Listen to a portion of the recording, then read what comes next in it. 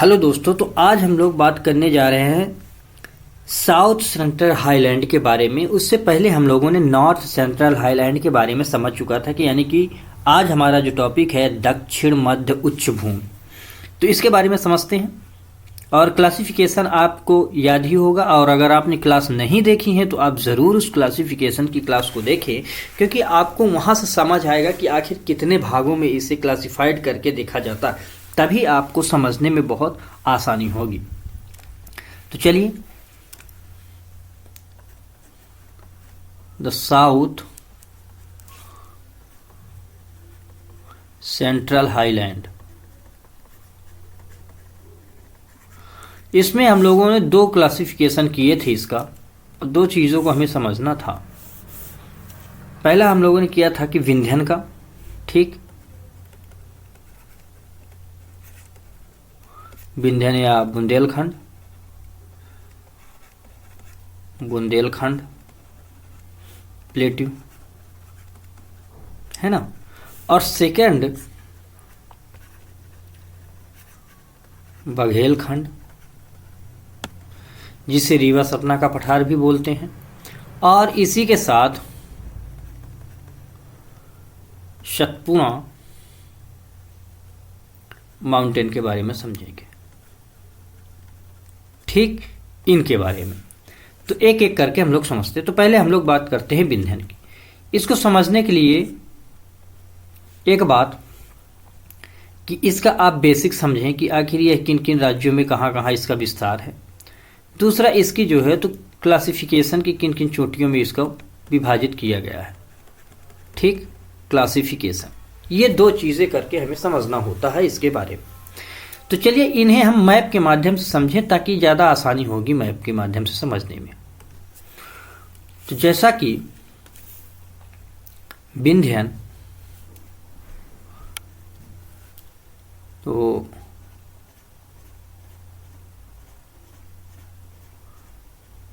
ये विंध्यन माउंटेन है, ठीक, विंध्यन माउंटेन है, ठीक है। अब याद रखें कि विंध्यन माउंटेन का जो ओरिजिन पॉइंट माना जाता है ये दो जगहों से माना जाता है। एक बात, एक तो गुजरात से, गुजरात के जोबट से, ठीक, इसीलिए यहाँ जोबट हिल्स भी बोलते हैं।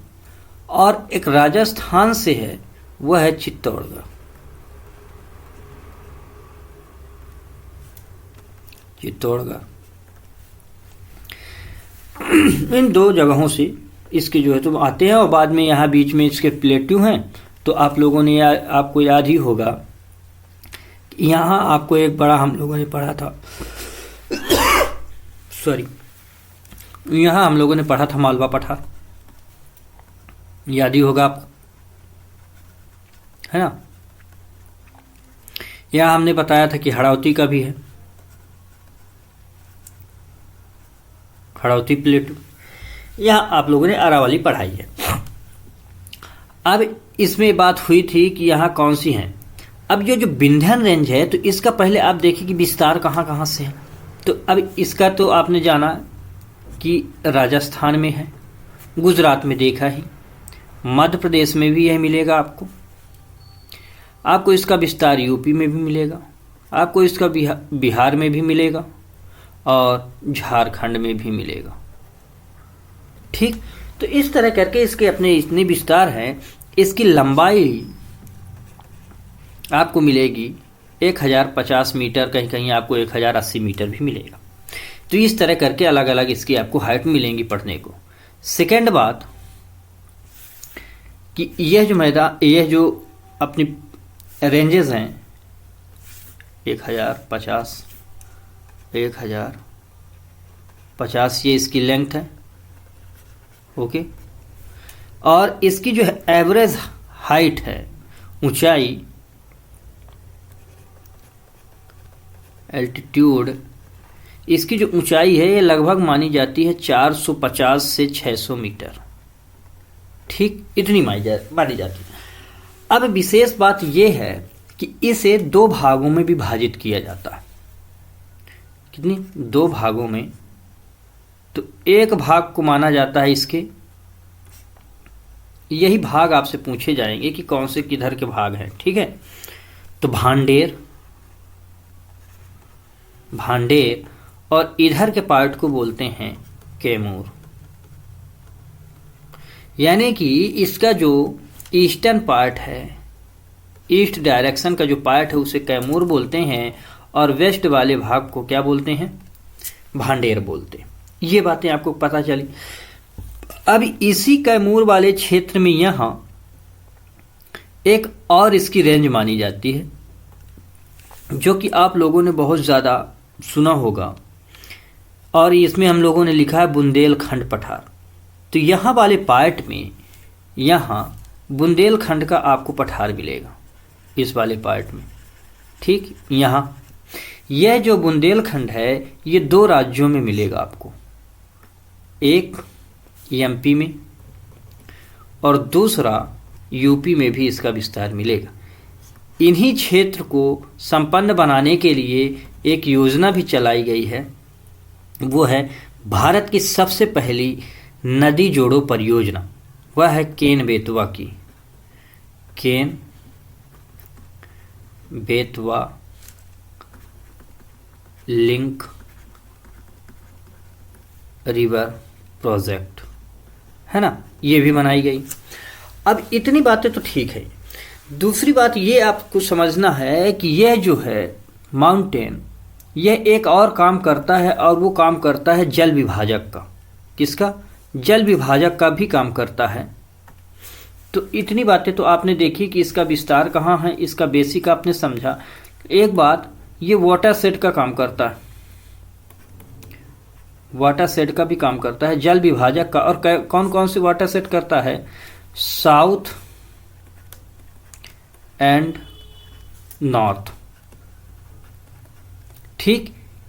इन जल विभाजक का काम करता है। मतलब कि इधर से, जैसे उत्तर से समझें आप कि यह माउंटेन है, ठीक। तो यहां से जो रिवर आ रहे हैं, जैसे कि गंगा हो गई, यमुना हो गई, और यहाँ की नर्मदा है, ताप्ती हैं, ये नदियाँ, चाहे गोदावरी हो, इन नदियों को भी अलग डिवाइड करता है। तो एक प्रकार से ये कहे का काम करता है, वाटर सेट का भी काम करता है। दूसरी बात, आपने जाना कि किन किन राज्यों में इसका विस्तार है। अब 2 बातें और इम्पॉर्टेंट, यहीं आप उस मैप पे चल के देखते हैं कि इसमें इसकी अपनी अपनी कुछ पीकें हैं, ठीक। क्या है? कुछ पीक हैं। तो जैसे भांडेर में आपको मिलेगी सद्भावना शिखर। क्या? सद्भावना शिखर, जो कि इसकी हाईएस्ट पीक मानी जाती है। दूसरी, इस कैमूर में आपको मिलेगी, इधर बुंदेलखंड वाले क्षेत्र में। यहाँ प्रश्न ही आता है बुंदेलखंड की सबसे हाईएस्ट पीक, तो वह है सिद्ध बाबा की चोटी। तो सिद्ध बाबा की इस वाले पार्ट में, सद्भावना शिखर इधर वाले पार्ट में, ठीक। तो ये बातें आपको याद रखनी है। दूसरी बात, इसका सेकंड नाम हो सकता है आपको पूछ लिया जाए, तो इसका सेकंड नाम गुडविल पीक भी बोलते हैं सद्भावना शिखर को। अब ये जो पार्ट है, यहां आपको एक चीज यूनिक सी याद रखनी है, और वो ये बात है कि जो ये क्षेत्र है, यहां एक मिनरल पाया जाता है। इस बुंदेलखंड वाले भाग में क्या पाया जाता है? मिनरल पाया जाता है, ठीक। यहां पन्ना वाले क्षेत्र में आप लोगों ने पढ़ा होगा कि हीरा पाया जाता है। तो ये जो डायमंड है, यहां क्या पाया जाता है? डायमंड यानी कि हीरा। तो हीरा पाया जाता है। इसमें एक पर्वत श्रृंखला, इसकी एक सीरीज है जिसे बोलते हैं बिजावर। क्या? बिजावर सीरीज। इस बिजावर सीरीज में पाए जाते हैं हीरे। तो ये बातें आपको याद रखनी है। तो इतने बातें आपको इसमें इंपॉर्टेंट है जो याद रखना है। और बिहार के सासाराम तक, तो ये स्थान, इसके पॉइंट आपने देखे हैं कि कहाँ से कहाँ तक जाती हैं ये। राजस्थान से कहाँ से हैं, गुजरात के कहाँ से हैं, बिहार में कहाँ तक जाती हैं, सासाराम तक, झारखंड में भी इसका नाम। तो इतना इसका अपना विस्तार है, इस दिशा से इस दिशा में है, ये जल विभाजक है, इतनी इसकी श्रेणियाँ हैं, इतनी श्रेणी में बांधा है, ये इसकी एक सीरीज है। पूर्वी पार्ट कौन सा है, ये प्रश्न पूछा गया था कि इसका पूर्वी हिस्सा को क्या कहते हैं, विंध्य के पूर्वी हिस्से को क्या नाम दिया जाता है, तो ये याद रखना है, कैमूर। अब पूछ सकते हैं पश्चिमी भाग को क्या कहते हैं। इसके क्षेत्र में पूछा जा सकता है कौन सा बड़ा पठार है उपजाऊ के क्षेत्र में, तो मालवा है। इसके पूर्व में कौन सा है, तो बुंदेलखंड का है। इसी के विंध्यन के ही पार्ट में एक और पठार आपको फिर मिलेगा इस वाले पार्ट में, जिसे कहते हैं बघेलखंड का पठार। क्या है, बघेलखंड का पठार। और याद रखना कि यहां से एक अभी जो पढ़ेंगे हम लोग सतपुड़ा, तो वो आपस में आके मिलेगी। तो इतनी बातें आपको इसमें याद रखनी है। नेक्स्ट हम लोग चलते हैं सतपुड़ा के विषय। तो सतपुड़ा को भी मैप के माध्यम से समझते हैं।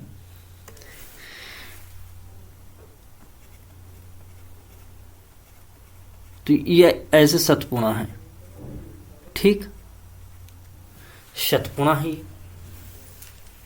तो अब समझें आप सतपुड़ा के विषय में। सतपुड़ा भी गुजरात से है, ठीक जी। ऐसे इधर से आपने अभी थोड़ी देर पहले देखा ही, विंध्यन आ रही है ना। ऐसे इस वाली पार्ट में हमने आपको इंडिकेट किया कि यह बघेलखंड का क्षेत्र है, जहां ये आपस में आके मिलती हैं। तो इसे भी अलग अलग श्रेणियों में अलग अलग विभाजन किया गया, ठीक। क्या किया गया, अलग अलग विभाजित किया गया है। जैसे कि एक इंपॉर्टेंट बात जो बताना हमने नहीं भूल गए थे, उसमें भी ये जो माउंटेन है ये ब्लॉक माउंटेन है। तो याद रखना, उसमें भी आप लिख लेंगे ब्लॉक माउंटेन है, ठीक। कैसे हैं ये, ब्लॉक माउंटेन, ठीक। यह कई भागों में है, जैसे इसका पश्चिमी भाग राजपीपला, या इसे कहें पश्चिमी सतपुड़ा, बीच के मध्य सतपुड़ा, पूरब में मैकाल सत, ठीक। तो इस तरह करके अलग अलग इसको विभाजित किया गया है। तो आप लिखें राजपीपला, राजपीपला, ठीक। ये मध्य सतपुड़ा, जिसे हम लोग महादेव बोलते हैं, महादेव पहाड़ी, ठीक। मैकाल, इसका अधिकतम विस्तार आपको छत्तीसगढ़ में मिलेगा। इस मैकाल में याद रखना, ये कई बार प्रश्न पूछा गया है कि इसकी सबसे हाईएस्ट पीक कौन सी है, वह है धूपगढ़।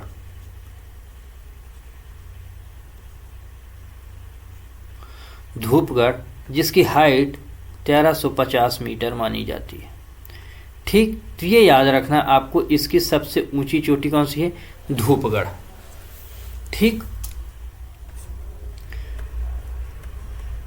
धूपगढ़, ये तो ये बात आपको याद रखनी है।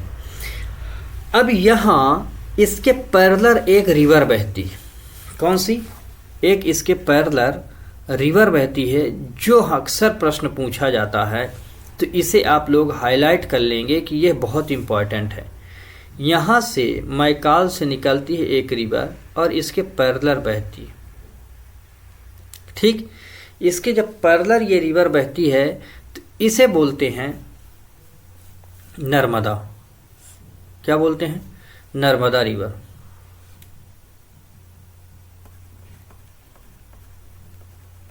नर्मदा रिवर।